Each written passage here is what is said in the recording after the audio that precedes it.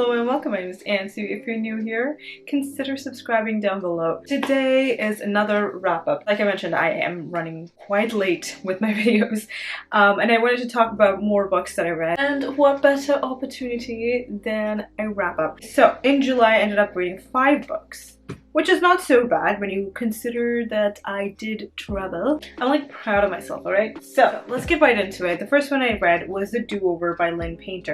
I gave this book a 4 stars. If you don't know, I'm like kind of obsessed with Lynn. I really enjoy her books a lot. This did not disappoint at all. So this one follows around Emily Hornby, who wants to have the perfect Valentine's Day.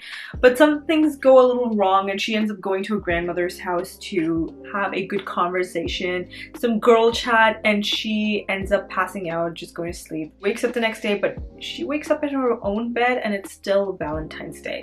This is weird. She tries to figure out like what happened, and things are occurring exactly how she remembers. And she goes on about her day. It's Valentine's Day again.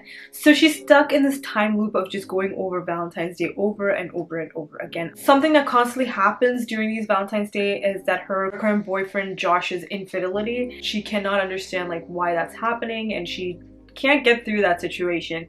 But also she finds herself in the presence of Nick, who's very enigmatic and is kind of a huge presence in her life at this point for some reason. He was never there before, but he suddenly seems to be there all the time. So it's her trying to figure out like why that's happening, why she's stuck in Valentine's Day, and she's trying to fix that situation.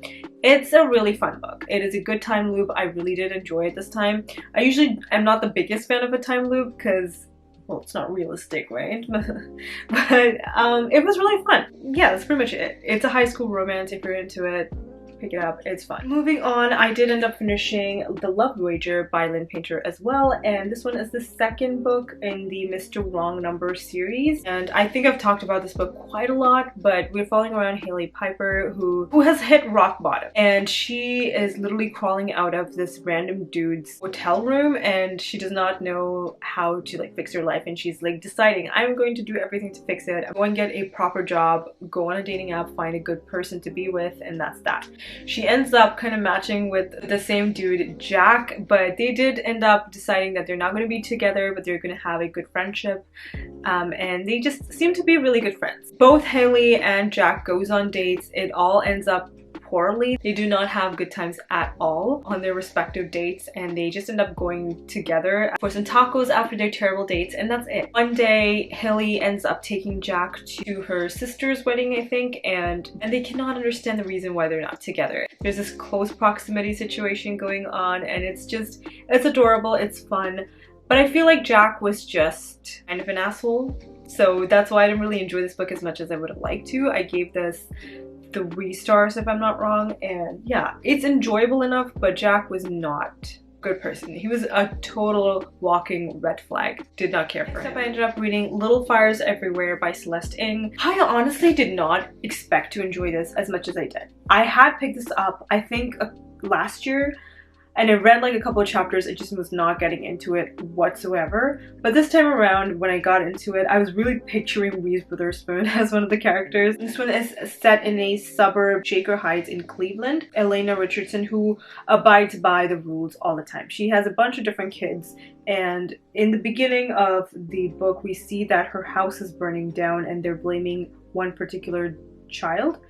And then we're just trying to figure out like how this happened, why the house is burning down, and that. We have Mia Warren, who is a single mother and an artist who moves into one of these apartments that's owned by Mrs. Richardson. And they decide like they're gonna stay there for a while and they're not gonna be moving around, which Mia's daughter is really thrilled by. And Mia's daughter Pearl and the Richardson's kids all kind of become friends of sorts. You all have some kind of a relationship going on to an extent, and Elena Richardson is really skeptical about Mia's motives, and she tries to like dig in deeper to see why she's here, who she really is, and all that kind of stuff. It's honestly just a bit of drama, and if that's something that you're into, I think you will really enjoy this book. And I was totally into it this time, and I couldn't put this book down. I really enjoyed it. For some reason, I don't know why. It was just fun to me. I give this 4 stars. The next one I read was Vera Wong's Unsolicited Advice for Murderers by Jesse Q. Sutanto, the same author who wrote Dial A for Aunties.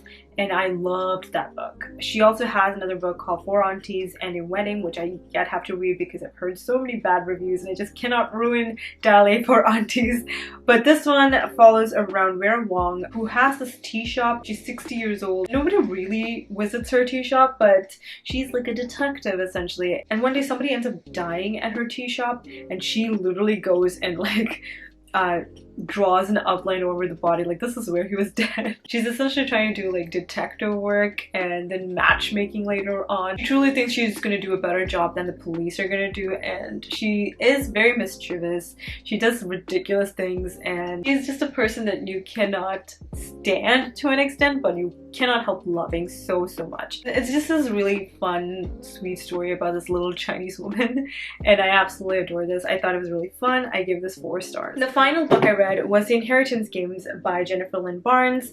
This is a YA mystery thriller. We're following around Avery Grams, who is living kind of a terrible life. So her only goal in life is to graduate from high school, get a job, and figure her life out from there. Lo and behold, her luck completely changes when Tobias Hawthorne, this philanthropist, billionaire person, ends up writing Avery into his will. We don't know why. Avery does not know what the connection is. She does not know this man. The only catch in this will is that she has to live in that mansion with all these other people that were basically cut out of the will. It's them trying to figure out why Avery was the chosen one and why they weren't. There was a murder that occurred in here, and we're trying to see like if Avery is also going to get killed. Like there's a lot at stake. Could have been a little more fun, because I expected there to be actual murders happening at the moment, and then we're trying to figure out who's killing everybody. That's what I expected, that's what I anticipated, but that was not the case. It was more so there was a murder in this place and we're trying to figure out like why that person was murdered, or like how the person died, whatever. Although I did like it enough to think that I will continue with the rest of the series, it was not what I expected, and I ended up giving it 3 stars. But I feel like it could have been more. That's the thing, right? I did finish the book. I did have a decently good time, but I just wanted a little bit more, and that oomph factor just wasn't there. Wasn't a huge fan, unfortunately. But I will definitely continue on with the series. I would like to know what happens in the rest of the series. Alright you guys, those are the 5 books I read in the month of July. If you read any of these books, let me know down below how they were, if you enjoyed them or not, and what books you read in the month of July as well. I would love to know. If you're new here, hi, welcome. My name is Ansu. Hit that subscribe button and that notification bell to be notified every single time I upload a new video. Thanks so much for watching. I will see you all next time with another one. Until then, I'll talk to you all in the comments. Bye!